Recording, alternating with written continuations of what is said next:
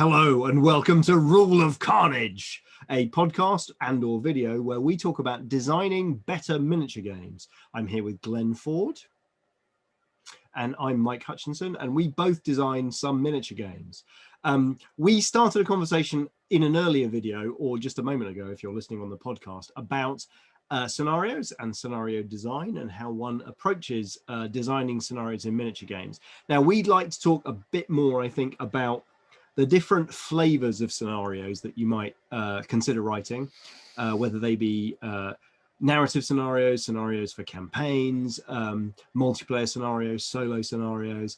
And then I suppose we want to talk a little bit, maybe towards the back end of this conversation, about the sad truth that sometimes scenarios really don't get played as much as whatever the default way of playing a particular miniatures game is. So let's dig into this. Glenn, have you got a sort of taxonomy of scenarios in front of you? I've got a little list of some different from normal scenarios that we might have a little chat about. So the four I've got scribbled down here that step out a little bit from the crowd of scenarios are solo scenarios. So sister versions of the game that are designed for people to play totally solo or against the game. What I've chosen to call sort of combinatorial scenarios, something a bit like the system in A Billion Suns, where there isn't a single set scenario, but there's a combination of objectives or elements that build up to make a scenario. Well, it's also basically the system that you see in Malifaux, for example. Narrative scenarios, these are often sort of put forward as being narrative versus competitive scenarios. So a scenario that's very heavily telling a story. The end times scenarios are a great example of this. I think before we started recording, Michael was waving Tamarkan Throne of Chaos at me for an example of a set of narrative scenarios. And then campaign scenarios, the ways in which a scenario that's going to work for a campaign game needs to be a bit different from a scenario that's going to work for a main game. So maybe we'll take those in turn. So solo scenarios now is, for various reasons, something that you see quite rarely, tends to be a supplement or sometimes you say that, but we've all been quite focused on them over the last 18 months for obvious reasons. Well, yeah. I've had some real successes and failures in solo scenario writing over the last 18 months because it turns out that writing satisfying solo scenarios, I think, it's very much a it depends on what the core kind of game feeling is. So for Gaslands, I have really been struggling to find an exciting solo mechanic, whereas for Billion Suns, the solo scenarios that I published recently in Miniature Wargames have been they arrived very naturally from the game system. And I think that at least for me, like my inspiration for solo gaming is I spend a lot of time putting miniatures on the table and pushing them around as part of playtesting, and so I know what amuses me and what kind of challenges I want. And I think that another rich area of solo scenario design is solo board games, particularly kind of the sort of more miniature heavy kind of dungeon crawly type things, like are there models with AI that you have to interact with and so forth. But I think that at its heart, like whether you try and write a solo scenario, whether you succeed in writing a solo scenario or not, sort of depends on what the core loops and satisfactions that the game delivers are. Yeah, no, 100%. Because not obviously, but I think there are two main ways of creating a solo scenario. There's some form of cardboard AI, which you're basically trying to write something to fill in for the other players, and then pretty something much that presents the same kind of tensions on the resources or the board state that you would normally experience, but it just does it as a mechanical force. Or a scenario that gives you maybe the more narrative version of a solo scenario, a scenario that says, you've got X many jobs to do on this tabletop. You've got X limitations on being able to do it. Can you get them all done? And I think this is a good example here is the difference maybe between A Billion Suns and Gaslands, because A Billion Suns has an inherent natural pressure on the player of there's a needle to thread of the minimum resources you can put in order to get the job done. That's the sort of the core state of A Billion Suns, and then the other player is sort of special sauce thrown into that situation where they start messing with your equation for how you can most efficiently achieve your job.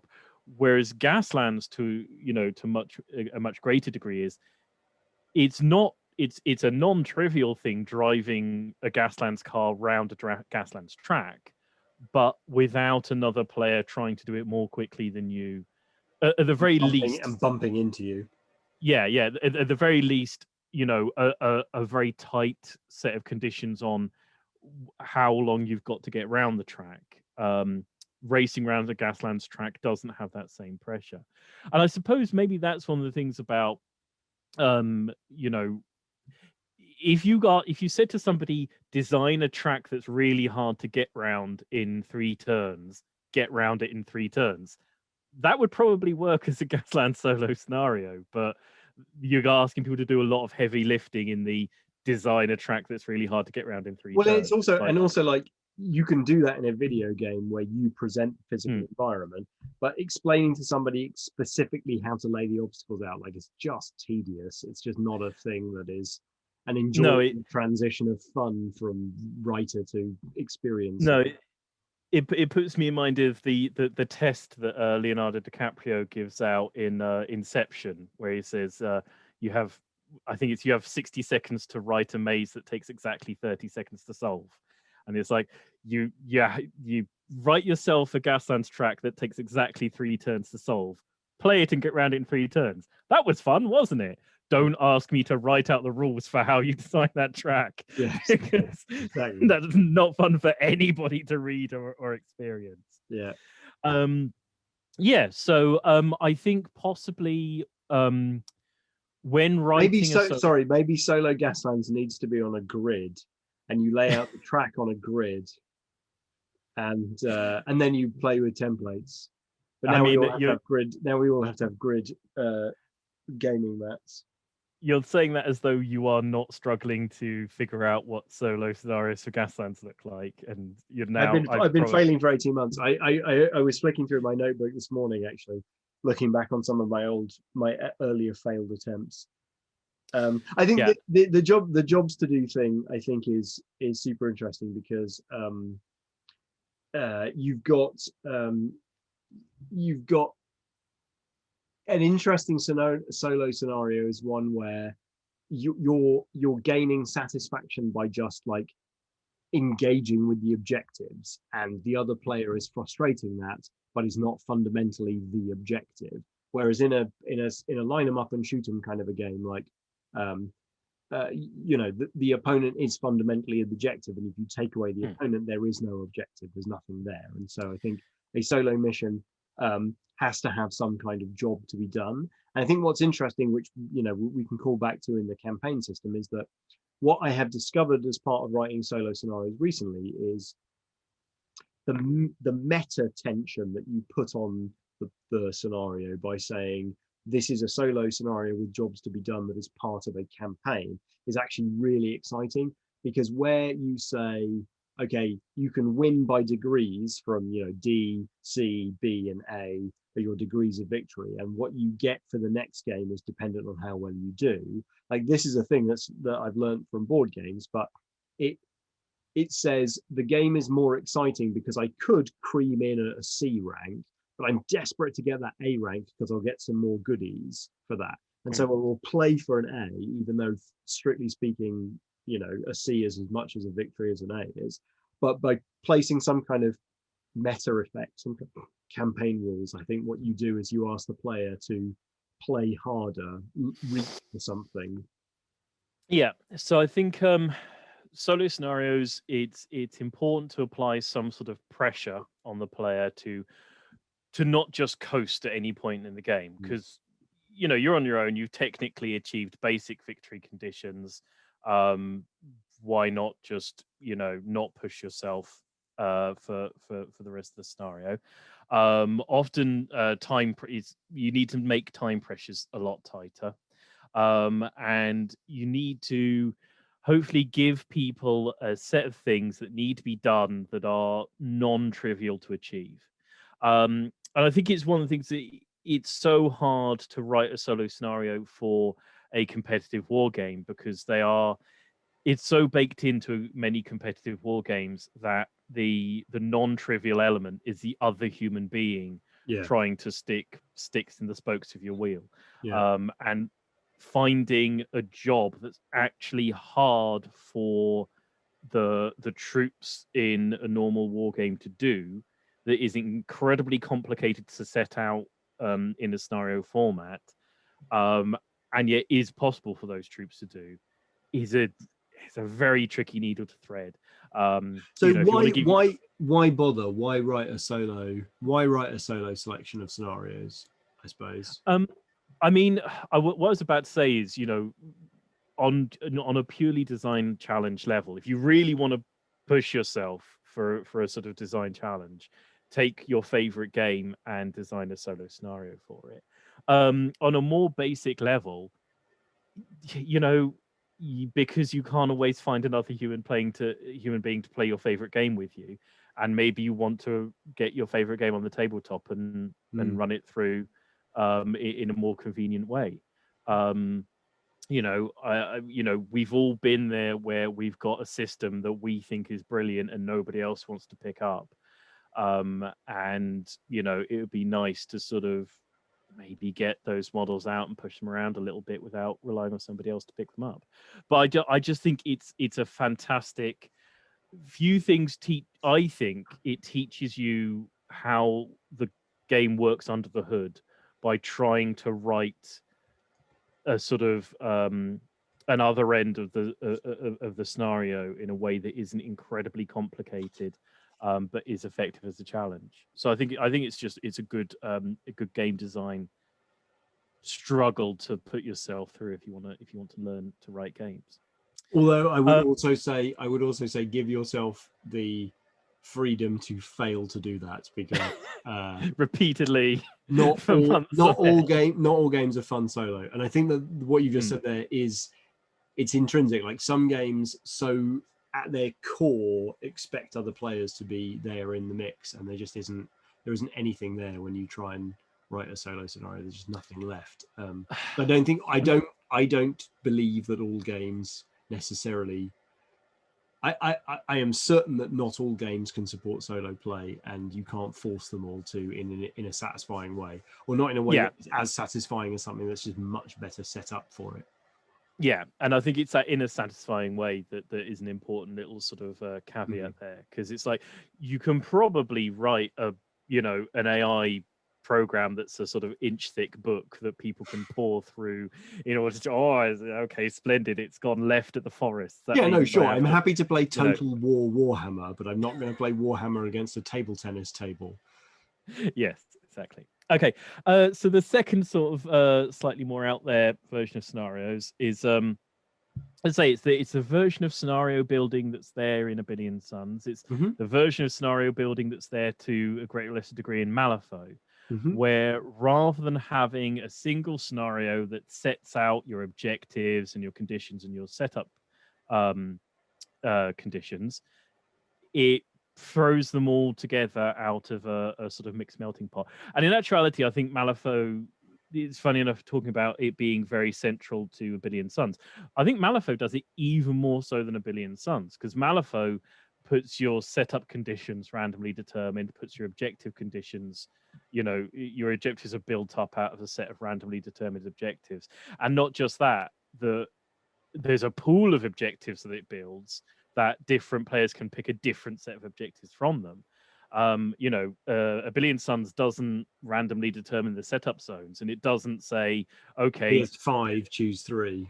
yeah, there's a possibility that the two of you are doing completely, mutually exclusive things on the tabletop. So it's not as out there, possibly, as some people have suggested from A Billion Suns. Yeah, and But it, other things that behave in this way. So Infinity, certainly the version that I played a few years ago, it you set up a standard scenario which determines the major objectives, and then you have a set of secret objectives from the sort of secret operations deck.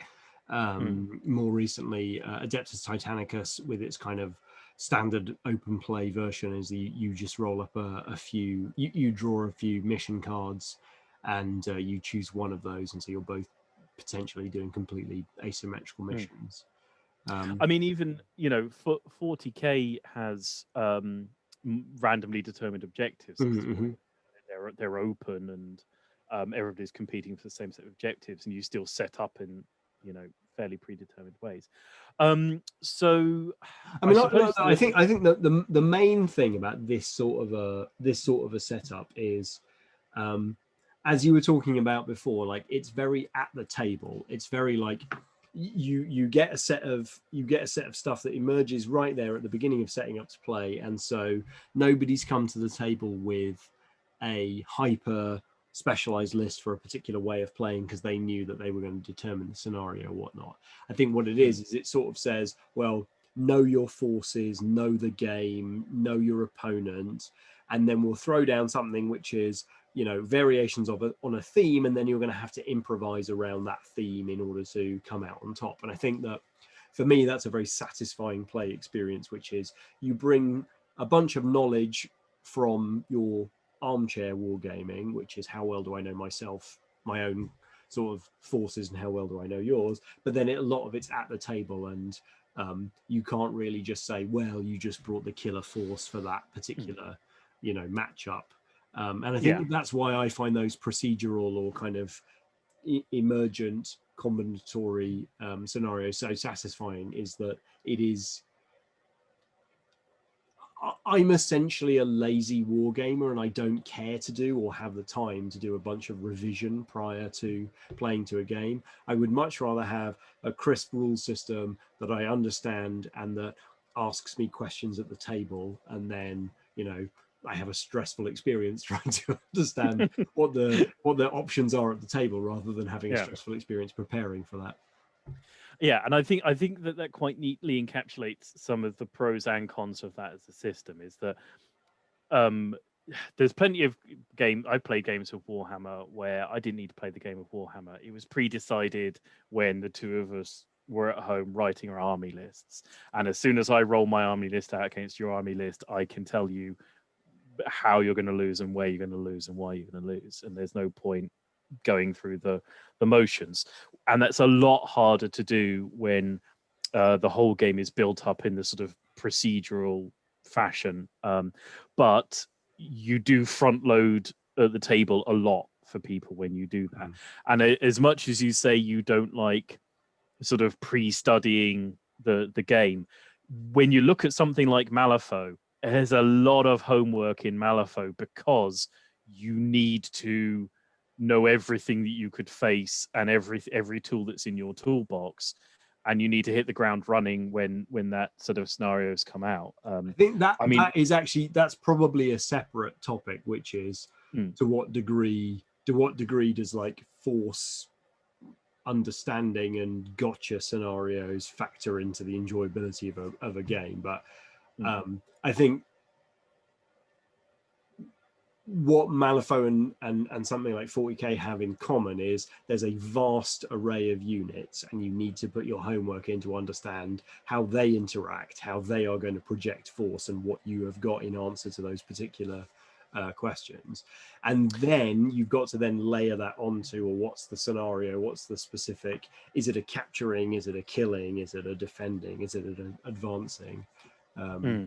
Yeah, and I think that's all good. So I think like personally, I've clearly written games that do both of these things, but like I've sort of talked before about how I'm okay with the fact that A Billion Suns is a bit more of like a hardcore, crunchy, grognardian game, whereas Gaslands is much more of a beer and pretzels game. And I think that the scenario design in that split sort of speaks quite a lot to that, which is when you turn up to a game of Gasland, somebody can explain exactly what the victory conditions are in about 3 sentences, and that's it. Whereas when you sit down to play A Billion Suns, like, you need to sit there and you need to study 3 sort of whole pages or half pages worth of intelligence that says, okay, here's what's going to happen with this scenario, here's what's going to happen with this other scenario, here's what's going to happen with this other scenario, and all 3 of those scenarios are going to happen simultaneously, and I can deploy whatever I want,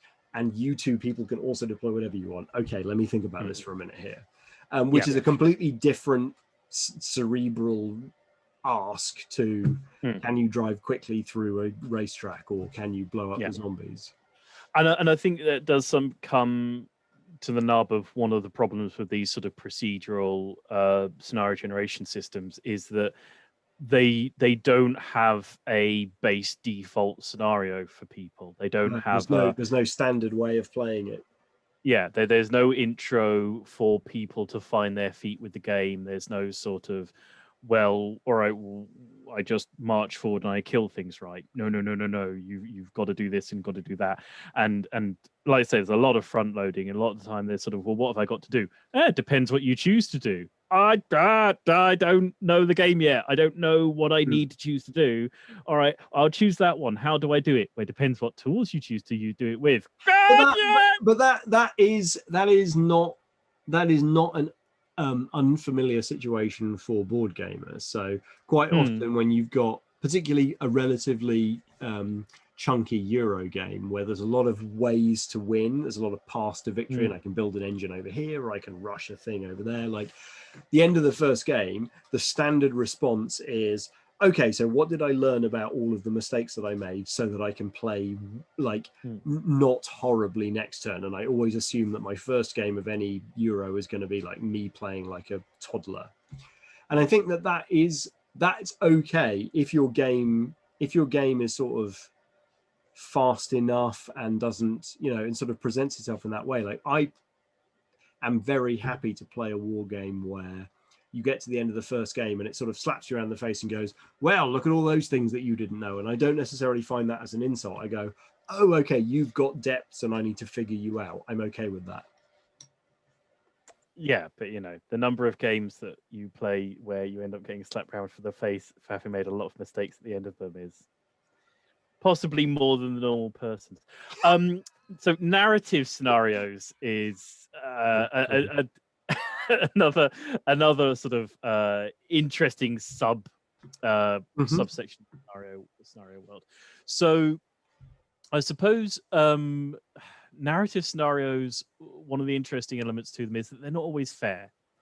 They're not always balanced. Would we go so far as to say if it is asymmetrical, therefore it is narrative? Does one lead to the other, or whatnot? I think it depends on why the. Because I can think of one very specific example where it's not true, which is All Quiet on the Martian Front, which, like, at its heart says one person is the humans, one person is the Martians. This will never be fair. But almost everything else says the forces will be roughly equal in power, and then occasionally you throw in a scenario it's like one person only has 50% of the forces, and obviously that's not fair.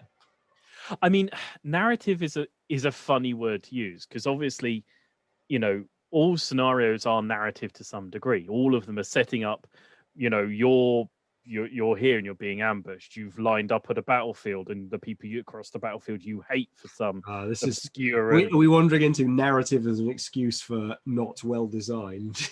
Well, yeah. I mean, look, all scenarios have some element of story to them. I think a narrative scenario is one where if the game doesn't tell a story, I don't think it's succeeding. I think a game should always tell a narrative. Yeah. So and that's why the dichotomy of narrative versus competitive in scenarios, I think, is quite false. I don't think it's a case of, these are the scenarios you might consider playing at a tournament, and these are the narrative scenarios. Well, it's interesting, isn't it? Because that comparison makes it sort of sound like narrative scenarios should be like play just to find out what happens and it doesn't matter who wins. But of course, when you get to the table, like emotions rise and you get invested, and of course you want to win. You're a human, you're playing a game. The point of the game is to win. And so to a degree, a narrative scenario is partly could be saying it doesn't matter who wins, which is a dangerous place to wander. Yeah, I mean, I think a narrative scenario, I think that possibly one of the best sort of explanation is that a narrative scenario is a scenario that nobody would ever consider playing at a tournament, and almost nobody would ever consider playing as a pickup game. They tend to require a bit more pre-reading and a bit more organization by the players, and you can have competitive narrative scenarios. If anything, I think contained within the narrative scenario, there's a possibility that the army lists are going to be fully preset for you. There are quite a few narrative scenarios where they say these are exactly the forces you get. Historical Wargame is replete with narrative scenarios where they say, well, these are exactly the forces you get because they were the forces that were there. Or the aforementioned Warhammer End Time scenarios, which are they're quite informed by narrative, by historical wargaming, where it's like, here's the number of Chaos Knights that were in this fictional. Exactly. And it's interesting though, because I think that like maybe what we mean by narrative scenario is quite often friendly scenario, which is it's not competitive, it's friendly. We are both going to agree that this is not fair, and if I lose, I can lose with honor because I started with half the models that you started with. I think possibly sort of on reflection, I think what I mean when something is a narrative scenario is that it's a bit more it's more baroque. It can be totally competitive and totally even, but it's going to ask more of the people who are involved with it. Sometimes in order for it to be fair and competitive, because sometimes it's going to say, okay, you need to take like these troops and they have these special rules and they interact in these ways, and if you understand all of these quite baroque special rules, and if you understand the troops that you've been asked to take, and you lean into the force selection you've been forced into, then it will be a fair and competitive balanced scenario. If you don't do any of those things, then it's absolutely not, and it's gonna, I could say, I played through the whole of the Warhammer End Times, and they were narrative scenarios, they were balanced scenarios, but if somebody didn't pre-read the scenario and somebody else did, they were not fair, because the person who read the scenario would just completely steamroll the other person, because there were so many of these baroque, tweaky, twiddly special rules and conditions and elements. And I think possibly the thing to say is that a narrative scenario is one where you're frankly asking too much of your players. If I'm honest, it's asking more than you deserve. It's asking for much more of your players, and saying, I mean, if you're prepared to give it, here is something that you wouldn't get otherwise. Yeah, I mean, Warhammer End Times asked way too much of me. Way. It drew deeply on the bank of Glen and never repaid you. I mean, I played Warhammer Fantasy Battle, since I was a knee-high to a grasshopper. And so coming to the end of that system, and there being a final denouement of the decades of play that I'd put into it, meant that I was willing to invest that into it. Nobody else can take those sorts of liberties. Is what I would say. Is you can't ask the pain of your players that something like End Times asked, but you can do a little bit of that. You can sort of say, I mean, as we mentioned previously, Gaslands Refueled has what I would consider a narrative scenario in linking scenario in the sort of Fury Road version, where you say, okay, you're going to need a war rig. The other people are going to need to understand what they need to put in their team to deal with the final war rig scenario, etc., etc. It's not asking a massive investment of players. You're going to have to read ahead before writing your lists, and somebody's going to have to get together a war rig. It asks a bit. You can't play that as a pickup game. You couldn't put it into a tournament. No, that's true. Although But I think it pays you back, I think, is yeah, the point. I agree. And another way of looking at that, I think, which is the way that I tend to think of it, and it's interesting to hear that you're kind of describing it in terms of a complexity budget that is higher. I suppose the other way to look at it, which is how I tend to see it previously, is purely in terms of asymmetry, which is narrative scenarios allow you an asymmetry which sort of straight up scenarios tend not to trouble themselves with, because the straight up scenarios you're trying to say, well, two players bring the things that they have painted to the table, and they will generally rather have a good time. Whereas a narrative scenario for me is to a degree a shorthand to say, well, let's have an asymmetrical scenario where both players don't have access to the normal stuff. One player doesn't have access to a fair amount of stuff, or one person starts with little and maybe gets more later on. And so I think that for me, asymmetry in deployment and force selection and victory conditions has always been very interesting, because it throws out a different game experience where both players are struggling with something different, and the satisfaction of that, it's not the same as, we were both playing chess and the person who played chess more effectively won. It's like, hey, we were kind of exploring a fun sort of story that unfolded, and it was never fair for me, and you were always going to take the castle, but it was fun to find out how many turns I could last for or whatnot. Yeah, and I think that's partly to do with the pickup games. By pickup games, I mean a game where you turn up to a club with your preset forces and you just roll in and you play whoever. Pickup games are inherently anathema to asymmetry. You Yeah, can't have a system that has asymmetry built in and then roll into a club and play a pickup game with it, because you would need to know that the lock for your key was there. So I've bought the half size force. Well, everybody's built the half size force. Oh, well, okay, now we can't play our asymmetrical game.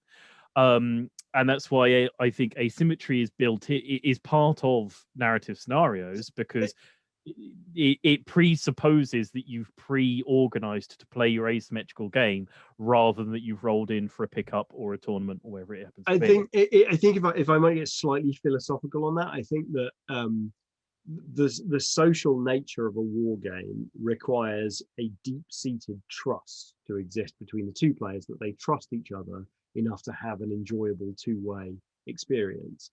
And I think that there's the trust that exists between friends, where the people that I love playing games with, we can put anything on the table and throw any sort of forces at any other forces, and we will find a way for that to be enjoyable, because we trust that the other person both wants to have a good time and wants me to have a good time. But the wonderful thing about symmetrical competitive pickup game types of scenarios is that you don't have to have that trust, because the scenario provides that trust. It says, here is something that both of you play in this manner. You can trust that the playing field is level and that the best man will win. And I think that's why, very competitive games like Magic the Gathering or whatnot, like, they are very effective at bringing people from very different backgrounds and very different play styles together, because they present an incredibly even playing field that allows a trust to exist between two players very quickly. And it's kind of a magical thing. And there's a school of design which says, writing competitive rules is somehow dirty and is sort of like, not playing to the spirit of the war game. But the spirit of the war game is two people having fun. And if those people know each other very well, you can get away with a lot. And narrative scenarios, I think, are written for two players who know and love each other very much and can get away with a lot. And that's kind of magical. And I think that's why, I think that's ultimately why I have a ton of books on my shelf with narrative scenarios on. And the total playtime of my wargaming has been probably probably 60% people I know very, very well and have a sort of deep trust relationship with, and maybe 40% people that I don't really know and would rather just play kind of a straight up game with, where the trust relationship is provided by the system. And I think that's why narrative scenarios probably exist on more people's bookshelves than have been played. I don't think narrative scenarios in general get played as much as anything else, because they ask that much more from your player, and that they I don't know, they're kind of exciting to read, and then actually organizing them to take place is more complicated. Yeah, I think it's like I say, I think fundamentally narrative scenarios require pre-organization and just getting yourself into gear.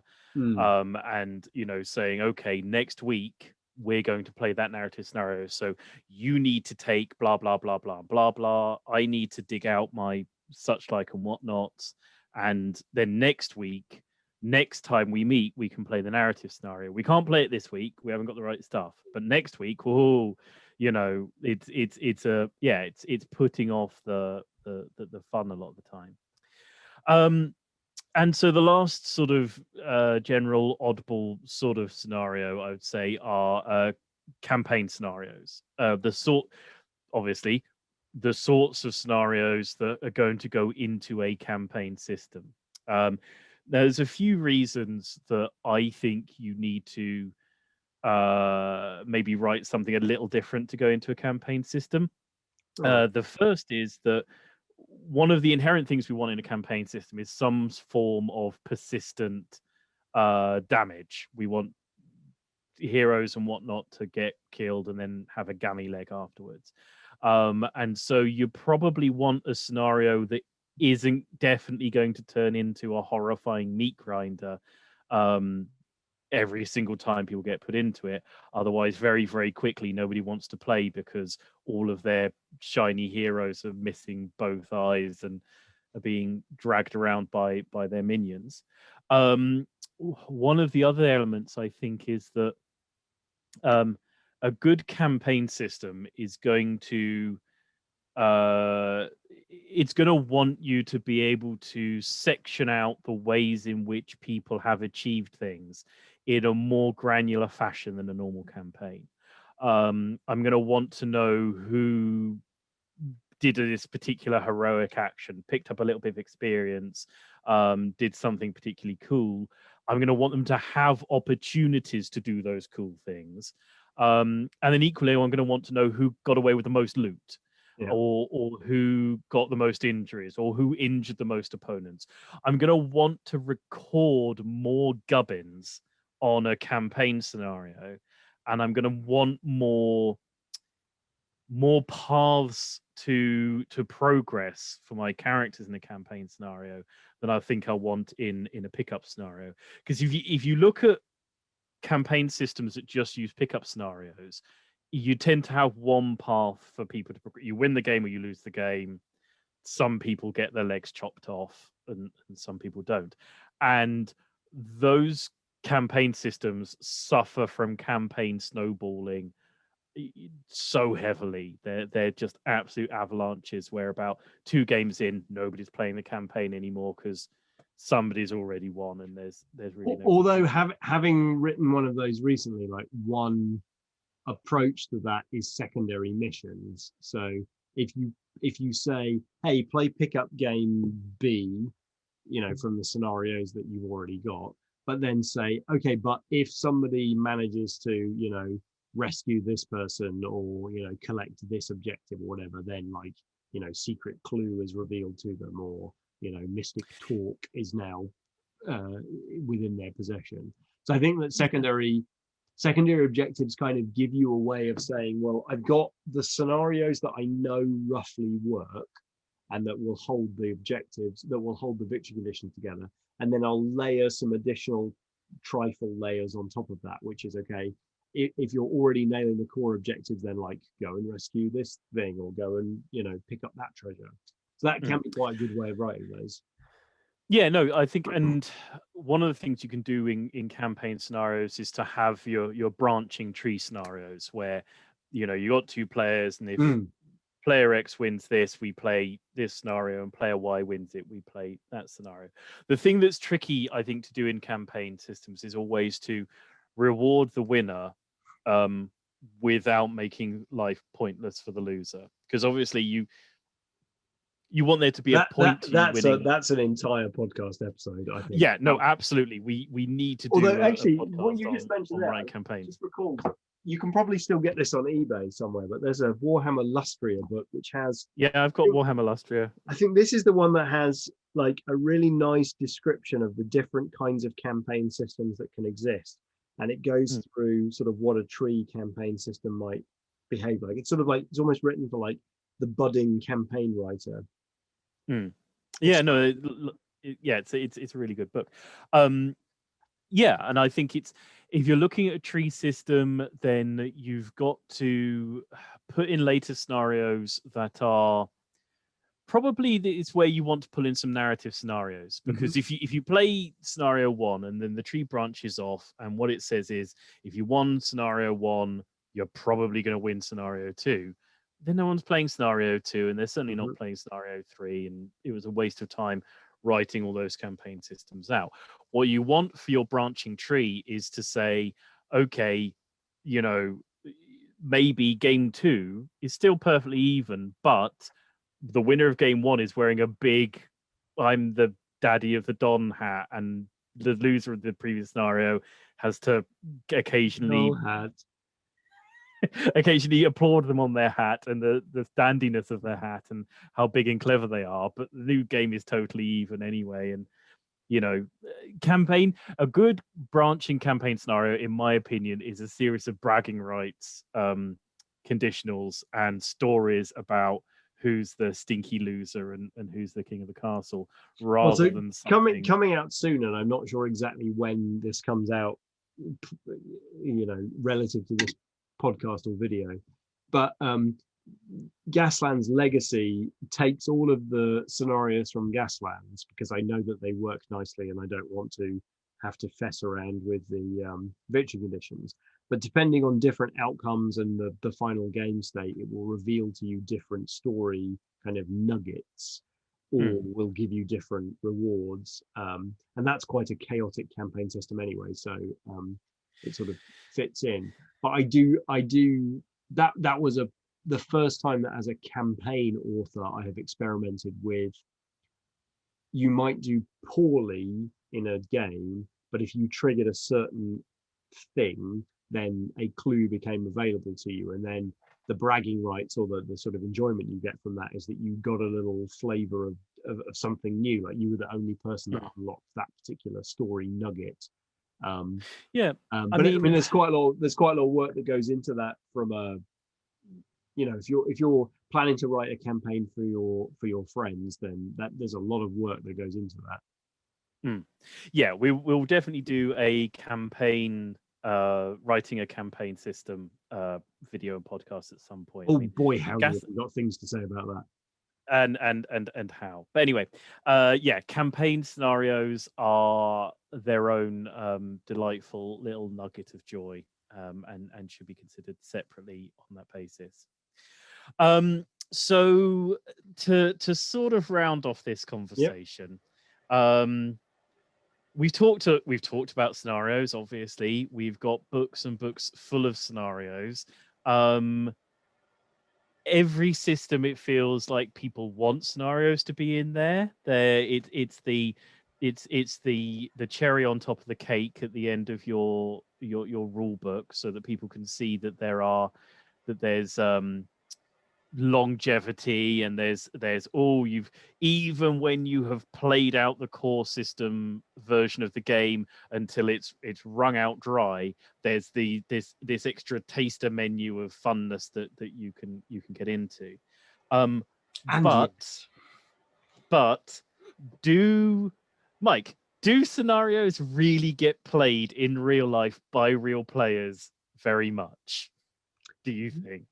Well, so I have two points of evidence here. One is, when I play, do I play scenarios? And the answer is, frankly, I mostly play games with I mostly play games with procedural victory conditions because that's what I like, and that's because that's the way that I want to play. But the other data point is Gaslands, and people tell me with no uncertain terms that they pretty much either just play like 90% death race, or they play like 90% arena of death, Arena of Death.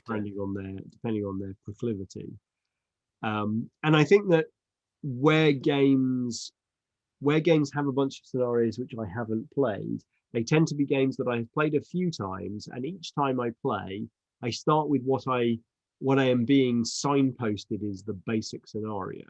And if I don't feel like I've necessarily nailed that, then when I play it with a new player, then we'll play the basic scenario again. And then when I play it with a new player, we'll play the basic scenario again. And so I'll have played a game 6 times, but I'll have just played the basic scenario each time because I haven't got past that first course yet to get to the whatever the delights are below. Potentially even if it says roll a d6 and choose the scenario. And that's certainly how I was introduced to Warhammer. I played meeting engagement, 15 times before I was even introduced the idea that there were other scenarios than meeting engagement. So I think that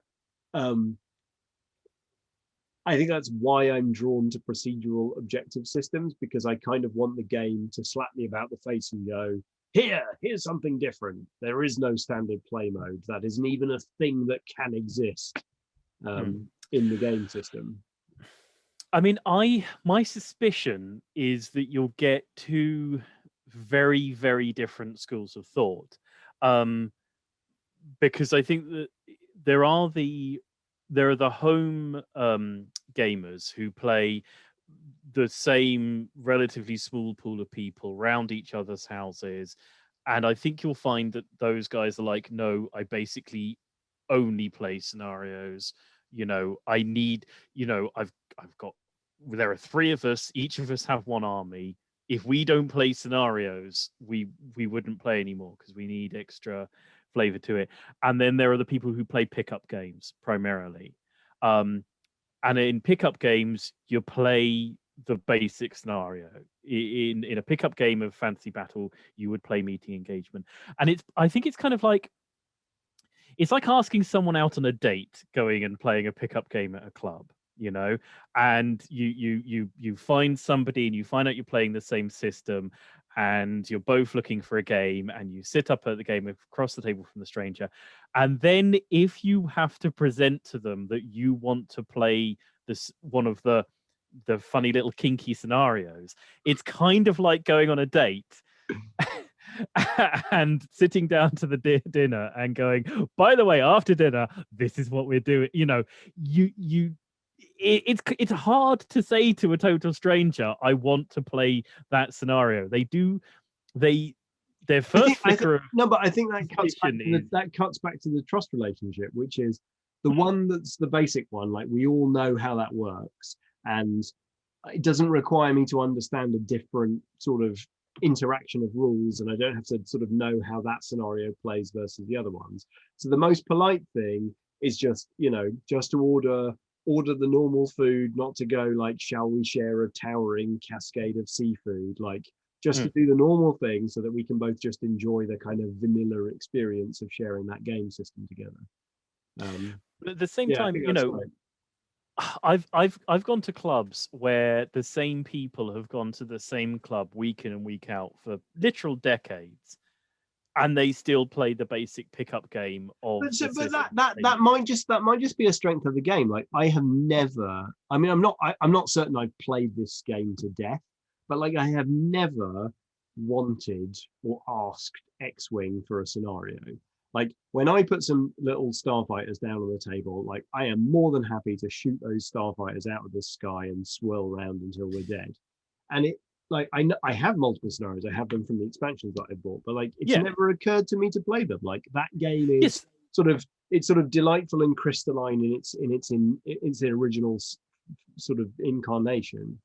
Yeah, but the question we're asking here is, why haven't you ever thought to play any of those scenarios? You've got a stack of scenarios. You've got a scenario for Han Solo doing something sexy, right? Because every time I've played that game, I have exited that game going, oh, brilliant, I want to play that game again. It's not that I like some elements of that and I want to take some of those elements and transpose them onto something else. It's like, that is the play experience that I want. That dogfighting experience is exactly the play experience I want. Which is interesting because potentially, like playing Malifaux, for example, like if I generated the perfect scheme and scenario selection, I'd be like, wow, that was the scenario pool. That was the scenario with the scheme pool that I for forevermore, I'm going to play Reckoning with these 5 scenario schemes or whatever. But the game system doesn't throw that at you. It says, here's a dice roll. But I guess the thing is it odd that you play X-Wing, you really enjoy X-Wing, and the people who put together this thing that you really enjoy and you trust them and you think they're smart people and smart game designers have gone, hey, you bought the expansion, here's this extra special scenario that not everyone gets, and we put real work into it, real effort into it, and you trust them and you think they're clever and you think they write good games, and you played the basic form of X-Wing 15 odd times and you never went, hey, the shiny sweetie that they gave me in my special expansion that they were very proud of and they thought I should take a look at, and they put in extra tokens to let me play it. Maybe I'll give, maybe just once out of the dozens of times I'm playing this game, maybe I'll acknowledge the work and the effort and the thought they put in and just pan through it one single solitary time to see if it's any good. Why? Why would you not?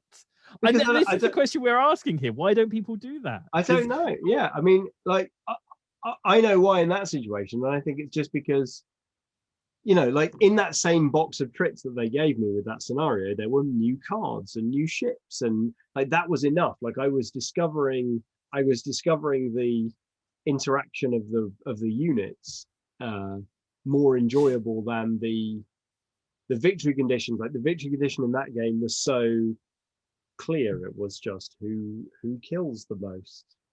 I know, but then at the same time, I know that you played the same 3 ships about 20 odd times with, so you weren't rediscovering that same combination of ships every single time. I know, it's bizarre, isn't it? It's bizarre. Yeah, and this is genuine. The question we're trying to get to here is why do people fall back on that default? And the irony here is, I think to a degree, is you're saying the reason I didn't play their extra shiny jolliness is they were too good for me to want to play it. Presumably the core game experience was satisfying enough. I didn't require anything. So if the core game experience was worse, I would have been asking for more. Is that not a weird sort of where it's like, okay, if their core game experience was worse, I would have dug down into the to see the extra layers they put in. Give them money to try and find better game experiences. Yeah, is that the situation? Is that but that's a product versus game question. Like, you know, in what I do, and I'm sure what you do as well, like perfection for me is like 2 A4 pages which deliver, like, you know, chess-like depth forever, and in like 3,000 years people will still be playing my like miniature game about minotaurs because of how good the rules are. But it doesn't need any more scenarios because it's just a piece of crystalline perfection. And I think that to a degree, like where the joy of constantly buying new expansions which contain narrative scenarios and contain new bits and bobs, like that's because it's an enjoyment of a product. It's an enjoyment of product, not an enjoyment of game. It's like I could probably have bought, you know, whatever it was when I got Warhammer Fantasy Battle in 1997 or whatever, 1996, like whatever the Bretonian Lizardmen was. Like I probably could have been playing that for another 15 years. Like it wasn't in any fundamental way broken, but there was a product release schedule that meant that I wanted to continue to enjoy things. And I think that that's the difference between why people might demand more scenarios versus need them. So, I mean, why do you write at least 6 scenarios in your books then, if you don't think that people play them, or kind of don't want people to want to play them? Well, with Gaslands, I genuinely felt like there were reasons to drive the cars around that weren't racing. And I think I provided a non-obvious first core scenario. And because racing wasn't obvious, I kind of needed to provide the obvious one. And then I was in a state of multiplicity where I could get away with offering more scenarios. And I still don't know whether people really genuinely play them. Like, you and I tend to mostly play death rates whenever we play. Whereas with Mystic Skies from Blaster, I just wrote one scenario because I wanted to nail that play experience, and I didn't really care. Like, I know there are other ways of playing Mystic Skies. There are other exciting ways of racing wizards around. But that play experience as it currently exists is exactly the one I want, and I don't need to write a second scenario for it. I mean, so I think Gaslands, to a degree, it was pandering to the audience, and like the product demanded that it have a breadth to it, so that when people come in, they find what it is that they want. And if they're happy with the racing thing, there's the racing thing. But if they were really looking for, Mad Maxian things, then there's a couple of ways for them to get into that. And it's like it's an accessibility question in Gaslands' case. I think that the thing is, I play scenarios a lot. I do try and play scenarios at pickup games, and people do accept it, and I do that because to me, my attitude is that if I like something, I want to see what else the person has done. I assume that if they write things that I enjoy, then I'm going to enjoy the other things they wrote. And the idea of like eating the first course, go, oh my god, this is the most amazing first course ever. Do you want the main course? I think I'll just re-eat the first course, please, if you don't mind, for the next 10 years. You might be disappointed. This is a much safer bet. Yeah, no, but equally, the person's I like, love A, oh, but I like B. Well, I don't know. Let's have more A. Can I go back to having to reordering the first course if I don't like the main course? Oh no, it's a one-way trip. Once you've tasted the main course, we burn all the first courses in existence, and you will never be able to taste this again. It doesn't work that way. You can go, okay, I'll play the first scenario. Oh, this is really cool. These people have written several other scenarios. I wonder if they're really cool. And you can go, oh no, they're like, a horrible wet sponge of a playing experience. I'll go back to the first one. But it's one game out of the 50 or 60 games you're going to play with this system, and maybe you play it and you go, way, these guys know what they're doing. I don't know. Personally, I find it peculiar playing the same scenario over and over and over and over again, and not taking one of those play sessions to go, yeah, let's look at what else they've done. Maybe they know what they're doing, and maybe I will enjoy the other things that they have done. It's funny because you keep making it personal. I suppose we play a lot of Arkham Horror, the card game, and I do trust them. Like, I know, I look at the credits on the design of each of the scenarios, and I recognize the names, and I go, you know what you're doing, and I've had a good time with you previously, and I'm going to do it again. But in that case, like, every game is deliberately a new scenario, so there is no default way of playing that game. But at the same time, like, I'm there's a trust relationship there with the designers, whereas each Adeptus Titanicus book that comes out, like, bless their hearts, like, I don't know who works on those games. Like, they're not properly credited, and so I don't know or trust that the next scenario in the next book is going to be anything other than absolutely awful. And I would much rather just play the thing that I know works because it was designed by a chap that I trust over a course of nearly 12 months of intensive being locked in a room. And so I suppose it's interesting that you're making it personal, because in many regards the product release cycle that I was talking about, like, for a big company like Games Workshop, eliminates the personal trust relationship with the designer, whereas for something which has more of like a one-to-one relationship where I know who the designer is. There's that one person's. Yeah, maybe I should be more open to their scenario design and their kind of, well, there's a game I- mode that I haven't explored yet. Maybe if it's a release schedule, but the Warhammer book has a set of scenarios in it. You know, um, Triumph and Treachery has a set of scenarios in it. Presumably, all the scenarios in a given book are written by roughly the same team of people, and presumably, if you like one of them, you should give the other ones a fair crack of the whip. I suppose the thing is, the question asking here is why don't do people play scenarios? Why don't they play more scenarios?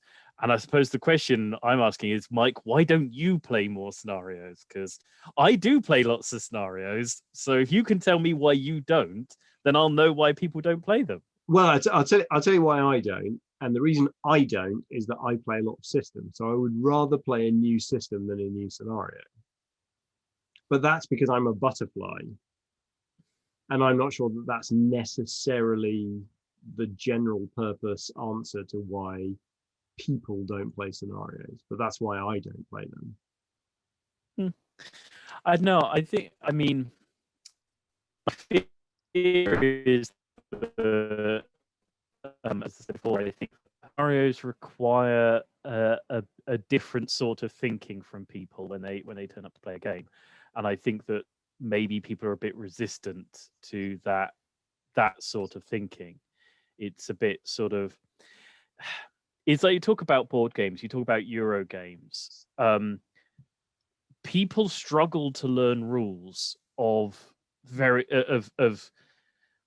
there are Euro games where the game itself is very complicated, really crunchy, and requires multiple levels of thinking. And people are totally fine with that very complicated, higher level brain function thinking, but can't get through the rule book. And it's not because the rule book's complicated, it's because it's the wrong kind of thinking, that they want from their play session. They set themselves up for a certain sort of thinking and a certain way of approaching things, and it can be complicated and difficult and high level and intricate, but it has to be of a certain type and of a certain kind. And it's why I think box games have such a problem with rule books so much of the time, because rule books are different from the kind of thinking that you want when you sit down to play your incredibly crunchy Euro game. It's not harder, it's not more complicated, it's just different. And sometimes I think that the thinking that is required to play a scenario as opposed to the default setup game is a different kind of thinking from the kind of thinking that people want when they turn up to the table to play their game. They want to be challenged, but in a specific way, and they want to have to think and consider things and have stuff throwing at them and adjust to it on the fly, but within a certain version of thinking and with a certain way of operating. And if you ask them, I think possibly I play a lot of scenarios because people know me and know to trust me to deal with the scenario for them. People know that I'm a game designer to some degree and know that I will click the scenario quickly. They go, we can play a scenario of you around because you'll actually get the scenario. They know that they're already going to lose to Glenn, so they don't worry about that. It becomes a non-competitive, asymmetrical scenario. Well, but I think that people feel like we won't have to do that bit of thinking. We know who's going to do that. We know who at the table is going to do that bit of thinking. The guy over there wearing the hat that says, I do that for you. Hi, I'll deal with a scenario for you. Would you like to play a scenario? Well, if someone's going to deal with that kind of thinking for us, of course we'd like to play a scenario. We just don't want to have to operate our brains in those two sections. That's my personal guess as to why people shy away from scenarios, maybe more than they should. But I think people should play scenarios more. And I suppose my viewpoint, my guess would be many people don't get to play the games that they want to play as much as they would like to play in the first place. And so were they allowed to play the games that they wanted to play as much as they would like to play, they might get to the point where they are bored of the first scenario and want to play the second scenario. All right. But certainly I both don't have enough time and am constantly distracted by other games, so that like I'm happy to play the core scenario 3 times and then move on to the next game and explore a different play experience because of a new system rather than because of a new scenario. Okay, so my position is don't play the other scenario when you're bored of. See the other scenario as the game with extra special sauce on, and go, well, if I'm only going to play the game once, do I want to play the vanilla beige version, or do I want to play the special sauce version? If you're only taking one shot at it, go for the special sauce version. Go for the one with all the bells and whistles, and then you'll get all the experiences rather than I'm getting one shot of this. So what I want is beige, please. Thank you. Lovely. I really got that at its minimum. I didn't turn Why it does up it to have to be 11 beige? once. Like, why can't it be like the exquisite crystalline? Like that was how it was designed. Like every element of the design is pointing at that scenario, that play mode. Like every piece of the puzzle points to that. And if you try and play a scenario, like it works, but it's not like. Mwah. Because they wouldn't have put those scenarios in there if they Oh, had come designed this on. crystalline We've both clockwork. put slightly wonky scenarios in games before that we haven't play tested as much as the main scenario. We'd be You put things in. You put things in that you haven't play tested, but they've been play tested by people who do those things for you. Right, and on that bombshell. On that we've bombshell. Where you found this, there will be a comment section. Please let us know what you think about this rambling, ranty, and largely random video, and what you'd like us to bibble on about in the future. If you are watching this as a video, it's available as a podcast for longer painting sessions. If you're on the podcast, please check out our faces on YouTube. Reach out to us on Twitter or any other social media that we happen to be on. But until the next time, it's goodbye for now. Bye. Bye. Bye.